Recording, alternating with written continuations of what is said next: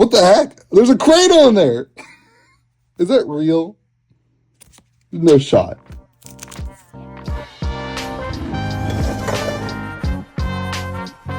What is going on, everyone? Welcome back to Kitchen Table TCG. My name is Louie. I hope you're having yourself a fantastic day.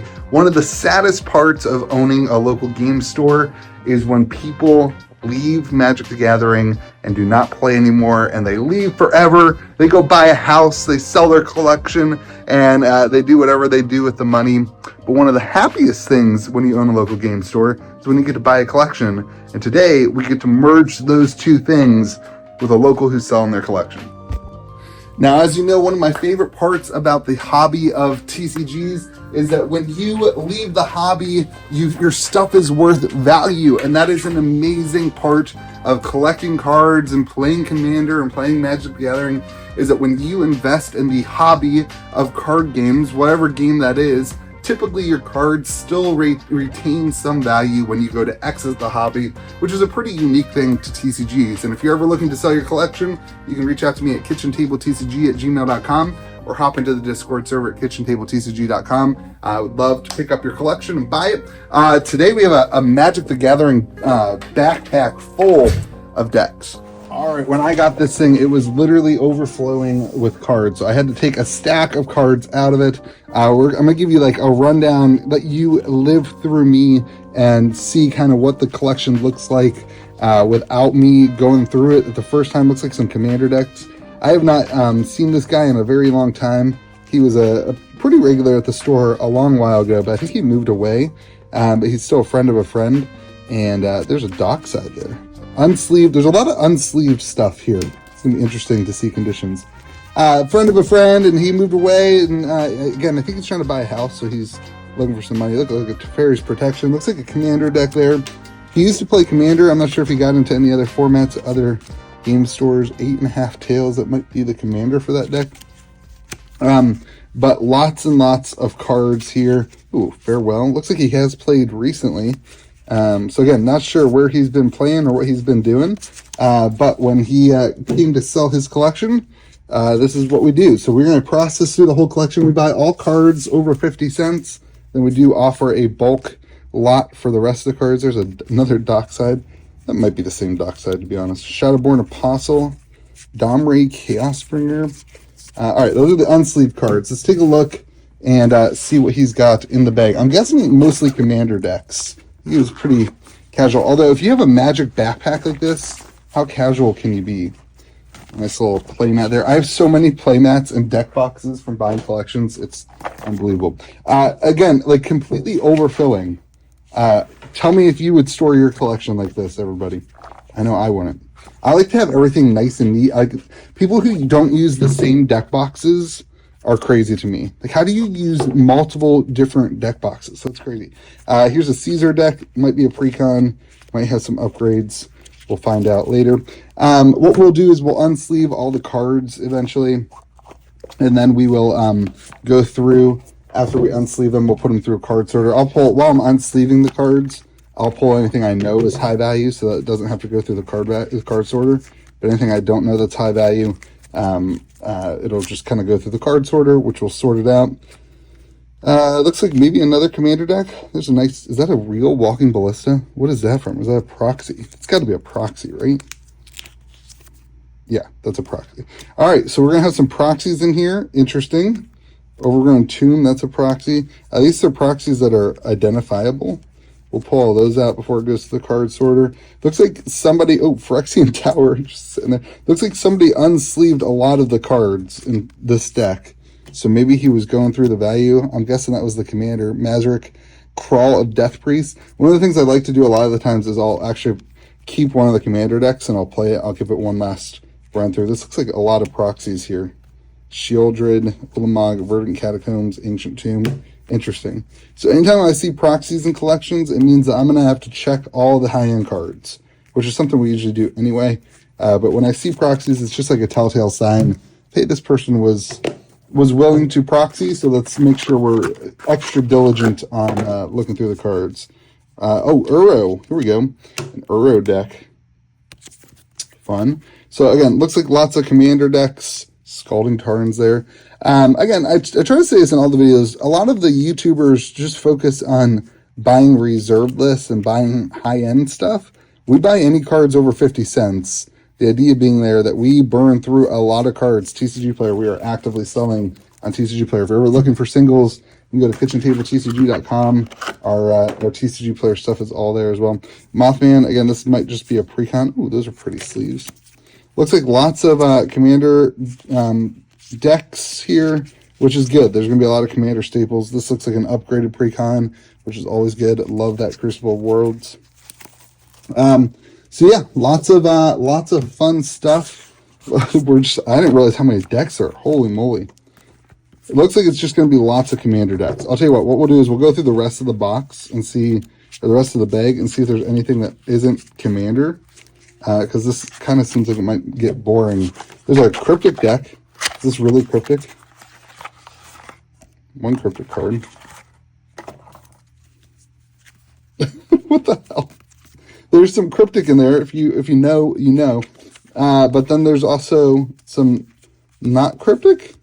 Interesting. People's collections are wild, man. Drown and Fill. Like, it's just like a random assortment of cards. Thassa's Oracle. It's a cryptic play. He used to play cryptic better, so interesting. Again, just random slew of things and stuff. I felt something. There's something here. Let's see what's in this pocket. I love looking through backpacks. I don't know. This might not be great content. Life counter. So at some point, he wasn't just playing Commander. Maybe this was used for other stuff. Sometimes people put stuff in these pockets too. Oh, Howling Mine. All right, this is the outside pocket. Howling Mine, Stasis Coffin. There's some fetch lands. These are like unsleeved. What the hell? What the heck? There's a cradle in there. Is that real?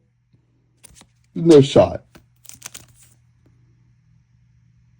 There's no shot that's real. It's real. I mean, I'll green dot it later, but all right. There's a random cradle in here. Lots of this is like some. This isn't a deck. This is like all of his lands. Is that what this is? Nope. All right. Fatal Push, Death Shadow. There's all the Shadowborn Apostles.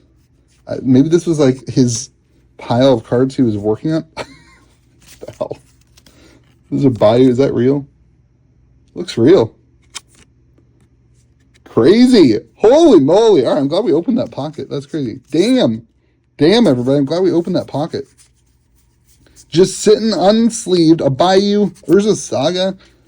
Just sitting unsleeved in the front pocket. Dockside.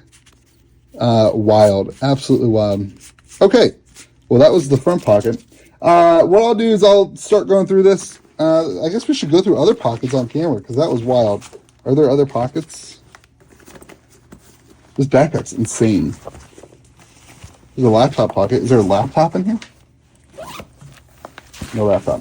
All right, we'll go through the collection. I'll show it to you at the end. All right, you can see about 11 Commander decks made up this collection. Maybe one like old standard deck. And here we got the stack of cards that are overvalued that don't need to go through the card sorter. All these cards, I don't even know if they're valuable or not. So they're going to go through the card sorter. It's going to help me out. There's the foils.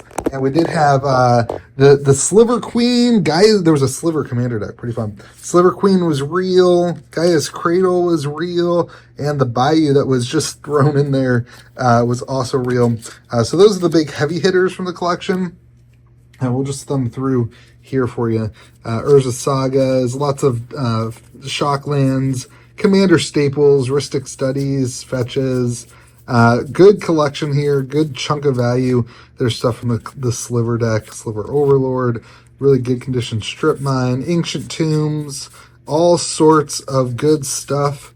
Again, we buy all cards. My philosophy on buying collections is that even though there's a beat up Windswept Teeth, even though cards might not have that much value, people still want them. Deranged Hermit there.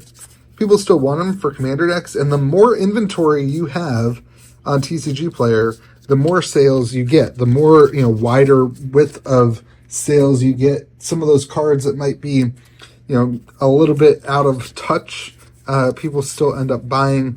as they're building commander decks and using that mass entry. We try to hit as much of that. So we try to keep our inventory pretty high in terms of number of cards. So collections like this are perfect, and you don't just need like the high-end thing. Another ancient tomb. So Mana Vault. There was no Mana Crypts, the banned one, but the Mana Vault, there were, I think, 2 Mana Vaults. So yeah, we'll run this stuff through the card sorter, and we'll give you a final valuation. And again, we're always buying collections.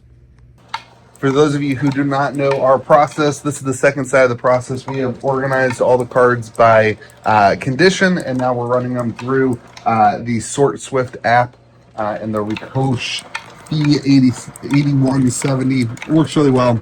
We've talked about this on other videos. Go watch those.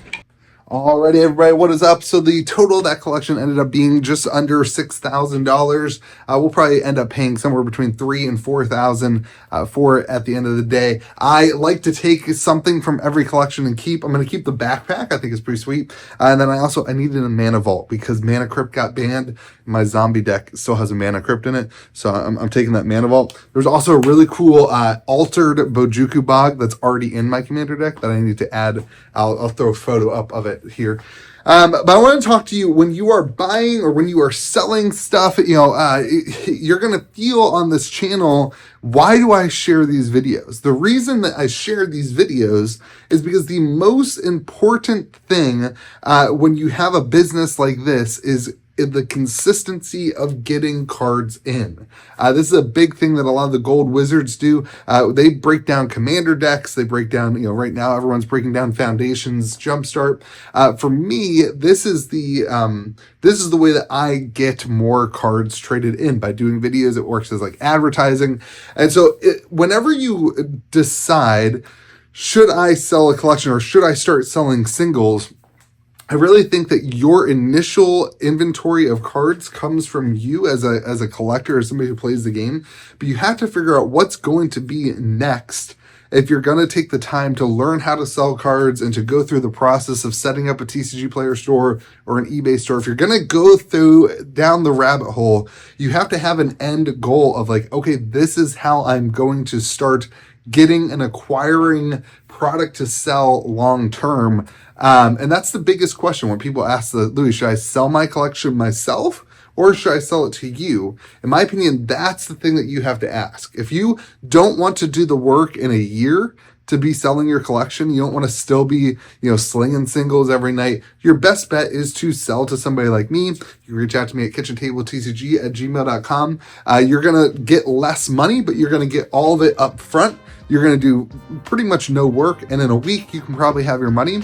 Compared to if you were to sell individually and take the time, that is a great way to start a business. And I would encourage you, I have encouraged you to do that. I think it is a lot of fun. It's a great way to engage in the hobby, but you will still be selling cards. This collection, $6,000 collection, we will be selling some of these cards in a year. They're not all going to sell instantly today. But when you throw that into our collection in the back and you have the width of the collection, it creates a cash flow and a system of money that works. And so that's what you have to decide, because if you are going to go down the rabbit trail of buying and selling cards, the biggest thing is how do you consistently get more cards. You have to figure that out for you. For me, that is videos like this. That is how I get a lot of my collections in. We also own a local store that brings in a lot of collections. Like the one you saw today was a local collection. But if you're going to do this and sell singles online, you have to go down that rabbit trail figuring out how do you source product, how do you find arbitrage, how do you do that to turn your time into money by selling singles. So a great way to do that is the Gold Wizard program. There's opportunity for you to get stuff at cost. That is at my Discord server at KitchenTableTCG.com. Again, I hope you enjoy videos like this. I have a lot of fun buying collections. It's like my favorite, probably my favorite part of the hobby is buying collections. So I hope you enjoy the videos as much as I do. Remember, be kind to the people around you. We'll see you again in the next video.